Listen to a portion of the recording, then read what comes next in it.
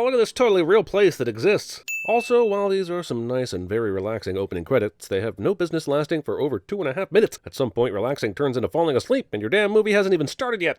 Sure, it's insane that this castle bedroom was built with an observatory over the prince's bed, but what I'm really weirded out about is how Akeem slept through the night without messing up any of the sheets or covers. The bed already looks made for the day. Good morning, Your Highness. Coming to America is about a prince who wants to find true love with someone who doesn't know that he's a prince. But I gotta tell you, he's bypassing some absolute talent in the first 5 minutes of this movie. If this were me, movie over.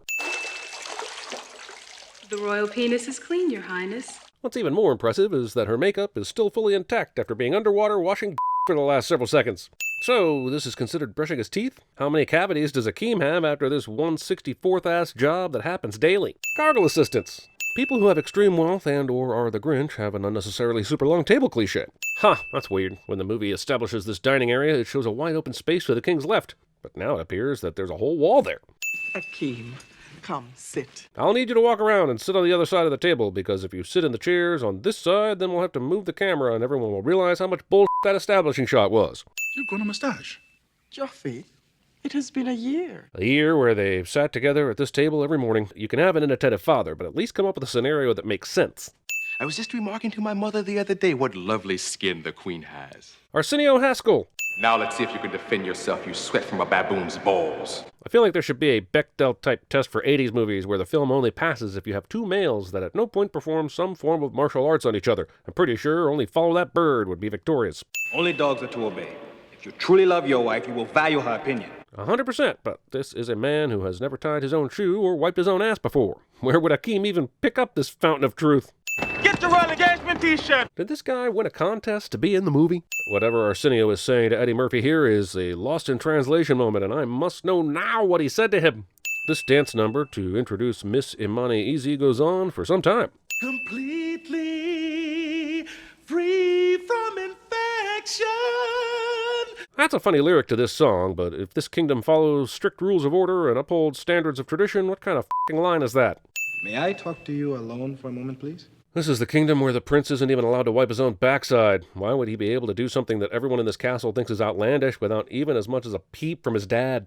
What kind of music do you like? Whatever kind of music you like. Akeem judges his queen to be based on this exchange. No matter what he asks, she says that she likes what he likes. But was his mother the same way before she married his father? Because the queen seems to have her own opinions and speaks freely in front of the king. The point is, she can't really judge under the circumstances, where everyone is expected to be a certain way due to the ceremony.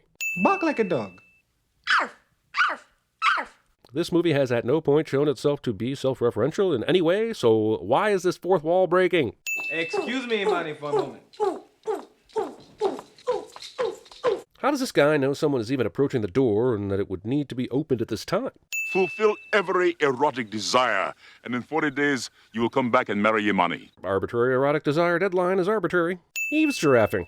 The land is so big. The choice is so infinite. Where shall we go? Los Angeles or New York? We will let fate decide. Sounds like you're giving fate only two choices. Akeem would have found true love in Billings, but he decided everywhere between New York and L.A. was off limits. But where in New York can one find a woman with grace, elegance, taste, and culture?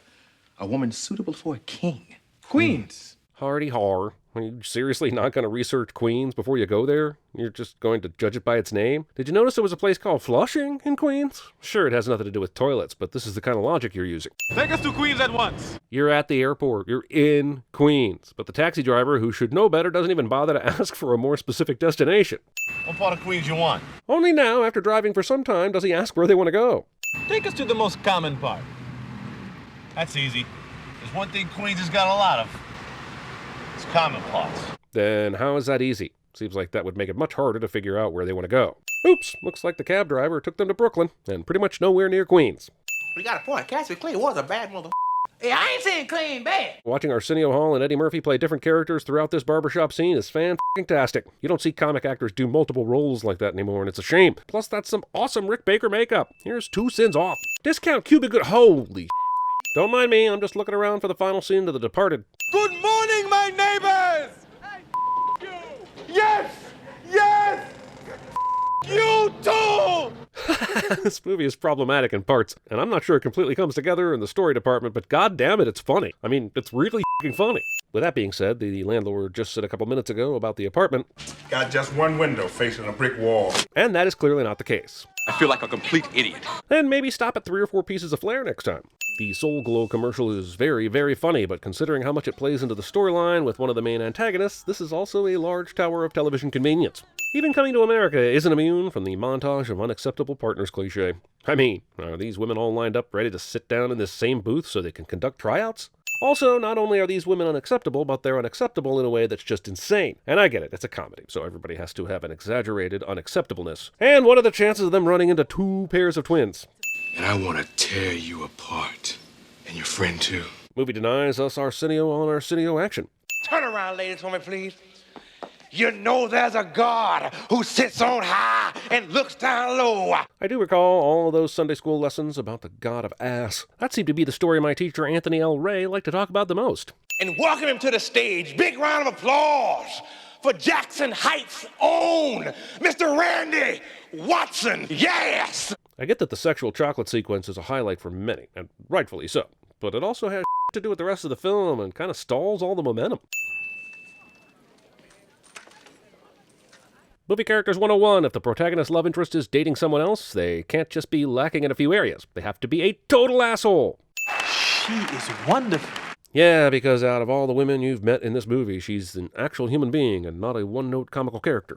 We're going to joke about it frequently in this movie, but come on. McDonald's would sue the out of you for this restaurant. Even if you could successfully win in court, they'd make you go bankrupt in litigation. And the fact that in real life McDonald's corporate okayed this but didn't tell an actual local McDonald's manager and it led to a threatened litigation only proves my point. Using your bare hands to flip burgers. Here's a mop bucket that probably has dirty water in it. Just use this. When you get through here, you take out the trash. Yes. Come with me. I got an easy job for you. And I won't even make you wear uniforms or anything. We'll just put you right to work. Try not to get grease on the acid wash jeans. It's a bitch to get out. Also, after showing that he had absolutely no idea what he was doing, McDowell doesn't bother showing him how to make mop water or anything. I know this is a comedy and nothing matters, but how can you run a business like this? Also, why are these buns just left out bagless? I mean, McDonald's isn't great, but at least you get a soft hamburger bun. Dad isn't using the company tickets to the Jets game, and I thought you might enjoy them. Being excited about a Jets game. I thought it was you. You know me. Anything for the kids. This f***ing guy.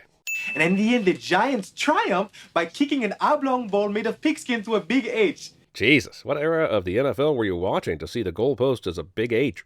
This movie has no business being almost 2 hours long. Bullshit sequences like this are the main culprit. I like Allison Dean, and she gives a fun performance as Patrice, but can we give her something more interesting to do than this and still have a max runtime of 95 minutes? I don't know how it is in Africa, but here rich guys get all the chicks. Normally I wouldn't say anything about it, but you look like the kind of guy that might be interested to see a woman, who I have no idea is your love interest, making out with her boyfriend right now. From an admirer, not Daryl.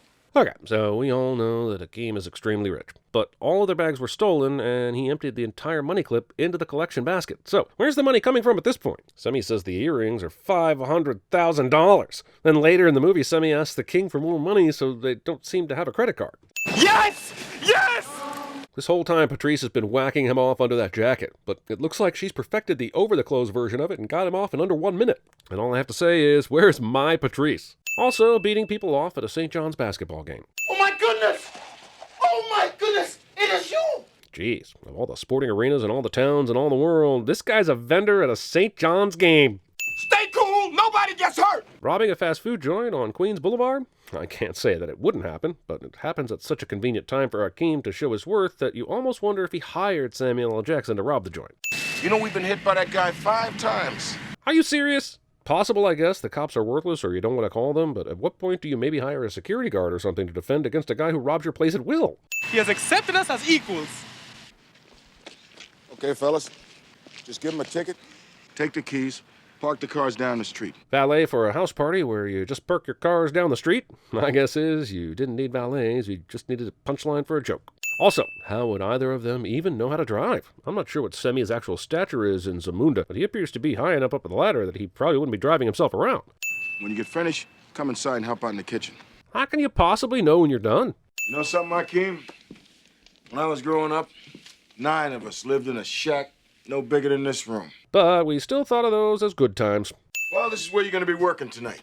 Because after I saw you take down that robber, I figured you must have incredible bartending skills. Also, I thought he was supposed to be the valet and just help out in the kitchen, but apparently McDowell wants Akeem to be here from the beginning. So that valet thing was definitely a punchline. I would have helped you out myself, except, well, I had a cup of coffee in my hand. It's one thing to come up with a laughable excuse, but this guy comes up with one that makes him sound even lamer. I know that's the point, but I thought the movie already did a good job of beating that dead horse. I like the fries better at McDonald's, but I'd never tell Mr. McDowell that. I'm glad we got that fry review from the random lady talking to two other random people. The movie wasn't complete without it. Soul glowing, the host's couch. Here, wear this red jacket. We'll express to the audience that we're equals through a color-coded wardrobe. I'm fine. I'm just not going to be pressured into marriage, not by Daryl or my father or anybody. Incredible. His love interest has the exact same problem he does. And yes, I guess there's a little bit of poetry to it, but mostly it's just contrived. Akeem! How the f*** did he buy a hot tub and get it installed all in the same day? Okay, maybe money talks, but how did he even fill up the tub in such a short time with the limited resources available in this apartment building, and to fit it through the door of his apartment? And even if it came up in parts, I mean, come on! Jeez, I see so much McDowell stuff lying around in this movie, I'd swear it was product placement, but it's not even a real restaurant. So my guess is this is really a McDonald's product placement in disguise. If you have ruined my chances with Lisa, I will never forgive you. He might have already ruined your chances by saying this in front of the door that she's currently standing behind. You're gonna tell me she didn't hear that shit? Randolph, leave me alone, Mortimer. Oh, that's fun. That's the Duke brothers from Trading Places. Ooh, I wonder if somewhere later John Landis will reference his other 1983 film, Twilight Zone the movie.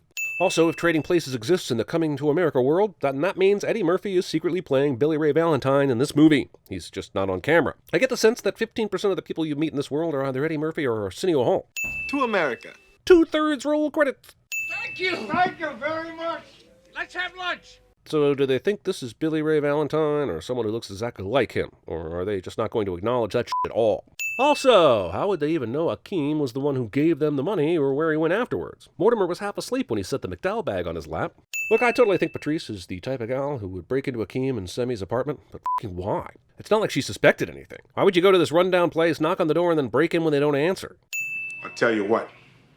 I'm gonna let you boys stay in my apartment, and I'll move up here. So how will Akeem explain to Lisa that he now lives in a completely different apartment in the same building? Seems like exchanging the stuff in this apartment with the stuff in the landlord's would make the most sense. I have a date with Lisa! Isn't that wonderful? I can't explain it, but this has always been my favorite part of this movie.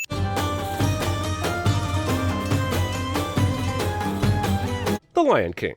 I have come for my son Akeem. So why is he in the barbershop instead of the apartment building? And how did he even know where Akeem was living? The Western Union office or whatever Semi was using would have only shown the place where the wire came in. I'm not saying the king couldn't have found out his son's whereabouts, but this movie hasn't shown that's what happened. He live upstairs on the 5th floor. And how did they know which room to go to on the 5th floor? Also, why are the flower petal chicks not doing their job right now? And I want you to bathe him thoroughly. But I thought these women did the flower petals, not the bathing. And why is Semi important enough to have bathers anyway? I thought that was a royal perk. It's been at least a few hours since these petals were dropped. There's no way all of them would still be in the same place on a cold, windy, wintry day in Queens. Yeah, hello, King. Movie would lead us to believe, after everything we've seen, that King Jaffe would answer his own phone, and I do not believe that. Your little goat herder makes Daryl look like a welfare case. But his lies obviously make it rain so that the director can show your current emotional state, so it's not all good news. Leave us. King or no king, what f***ing father is leaving his daughter in a room alone with a strange man? I don't care if she is an adult. Are you all right? Yes, Mother, I am fine. Why are you hugging him? He's just the servant. I know why she thinks that, but do the context clues not matter? Daryl, what happened? Lisa dumped me. So why are you sneaking around to the side of the house and knocking on Patrice's bedroom door? I mean, maybe you knew you could get a sympathy BJ out of this, but when Lisa starts taking off your wet clothes and you break the fourth wall, it doesn't look like this was what you were planning. It just looks like you are undeservedly getting a happy ending, in both senses of the phrase. Also, so glad Daryl gets something out of this. He was clearly the one dealt the raw hand in this movie. Stop! Lisa! Lisa! Jeez, how the f*** did you find her so fast? And how did you know that was her? Stealing. From this moment on, I renounce my throne. Oh, come on, dude. Royal decrees on subways are never valid. I do not care about my crown. All I care about is you. In the end, Akeem is kind of selfish. The woman that was supposed to marry Akeem gave up her entire life to be his bride. What did her family have to give up to do that? If Jaffe goes back and says, never mind, we're going to let Akeem marry Lisa instead, would there be no consequences? I seriously doubt it. Go on, honey. Take a chance. Taking advice from strangers on the subway. Here, this is how you close your hand. Jesus, what's up with this 20-second establishing shot of the Waldorf Astoria? Why is this shit necessary? Wait, what? You're telling me Lisa agreed to marry Akeem without actually talking to him, and then agreed to let him be in pain and misery over the next several days until this moment? I think I hate Lisa more than Akeem right now. Also, what the Didn't they go on like one date? I'm not terribly surprised Akeem would want to go through with this, but I am super surprised Lisa does. She went from I love Akeem, but he lied to me, to let's get married in no time.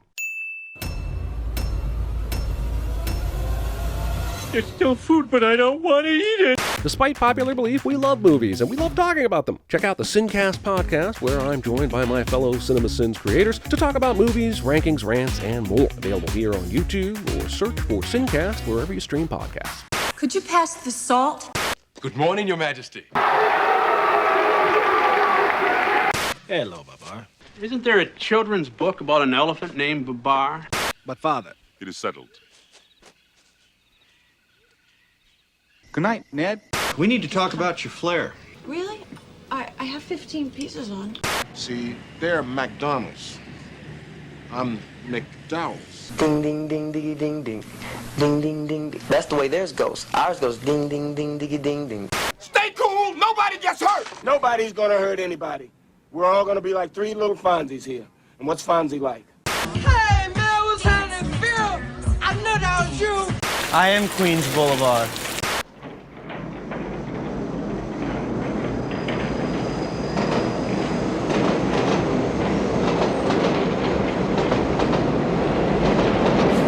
Son was awake. Before sunrise, he's your son.